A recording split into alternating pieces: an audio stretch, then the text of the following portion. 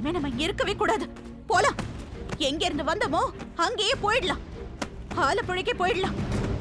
இனிமே வாழ்வோ தாழ்வோ, சந்தோஷமோ சாவோ, எதா இருந்தாலும் ஆலப்புழையிலே நடக்கட்டும். அவமானப்பட்ட இந்த ஊர்ல இனிமே இருக்க கூடாது. முதல்ல பிறந்தாலே முதல்ல அம்மானு கூப்பிட்டாளேன்னு தோள்ல தொட்டில் கட்டி வளர்த்தவளே, அம்மா வேணா ஆசைப்பட்ட அவன் தான் வேணும்னு போன பின்னாடி நாம இங்க இருக்கவே கூடாது. இருக்கவே கூடாது.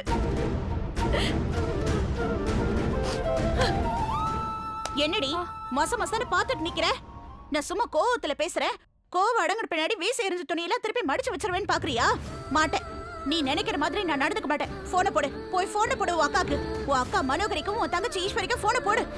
அந்த கௌரி பண்ணிட்டு போன கேவலத்தை விலாவரியா விளக்கி சொல்லி போட்டத போட்டபடி இங்க கிளம்பி வர சொல்லு. நாளைக்கு காலையில விடியறப்போ நாம எல்லாரும் ஆலப்புழால இருந்தாகணும். மனோகரி அக்காவோட போலீஸ் வேலை, ஈஸ்வரியோட படிப்பெல்லாம் கெட்டுருமேமா. போடி போடி இவளே, வாழ்ந்த விடி 10 எரிஞ்சு போச்சுங்கிற.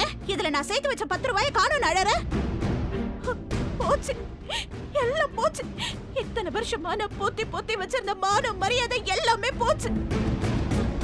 ஏய், போனை போட்டு அவசரமா 2 பேரையும் வர சொல்லு. என்னடி சொல்ல ஆடாம அசையாம நிக்கிற? இதுக்கு மேல உன் அம்மா அண்ணன் கூட இந்த வீட்டுல இருக்கணும்னா பொணமா தான் இருப்பா. அதுக்கப்புறம் மாலையை கழுத்துல போட்டுக்கிட்டு போட்டோவா தான் இருப்பா.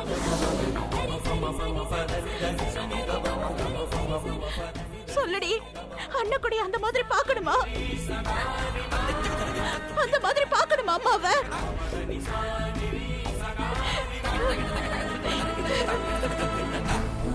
இந்த வீட்ல இருந்தா நான் நெஞ்சடிச்சு செத்து போயிடுவேன். எனக்குள்ள எந்த காதலும் இல்ல, எந்த கலங்கமும் இல்லன்னு ரொம்ப நல்லவ மாதிரி கற்பூரத்தை அடிச்சு சத்தியம் பண்ணா. இங்க இருந்தா அது திரும்ப எனக்கு ஞாபகத்துக்கு வந்துகிட்டே இருக்கும். சத்தியமா நான் நெஞ்சடிச்சு செத்து போயிடுவேன். போலாண்டி, போலாம். ஆலப்புழைக்க போயிடலாம். முதல்ல ஈஸ்வரிக்கு மனோகரிக்கு போன போடு. போ, போடுறி.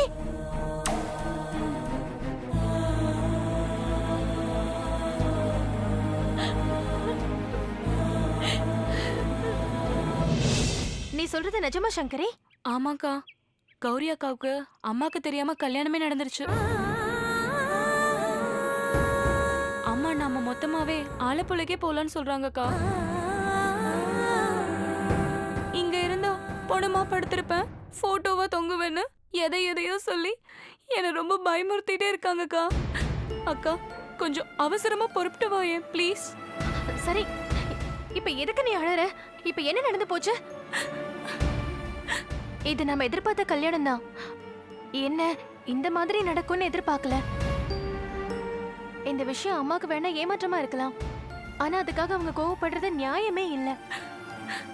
என்ன கேட்டா இந்த வாய்ப்பு தவற விட்டுருந்தா கௌரி அக்கா சித்தார்த் மாமாக்கு ஒய்ஃப் ஆகியிருக்கவே முடியாது. அந்த பக்கமா இருந்து நீ ஐஸ் மாதிரி பேசலாம். இங்க அனல் அடிக்கிற அம்மா பக்கத்துல நிக்கிறது நானு. அடுத்த நிமிஷம் என்ன நடக்குமோன்னு நான் ரொம்ப டென்ஷன்ல இருக்கேன்க்கா. அலட்சியப்படுத்தாம சீக்கிரம் புறப்பட்டு வா. சரி, வரேன்.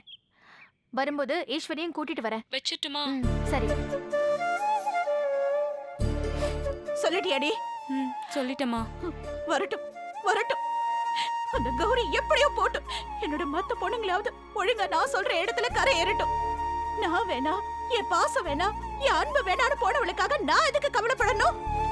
என் வாழ்க்கையில இனிமே முத்து பாண்டிங்கிற புருஷனும் இல்ல, பாண்டியம்மாங்கிற ஒரு அக்காவும் இல்ல, கௌரிங்கிற ஒரு பொண்ணும் இல்ல.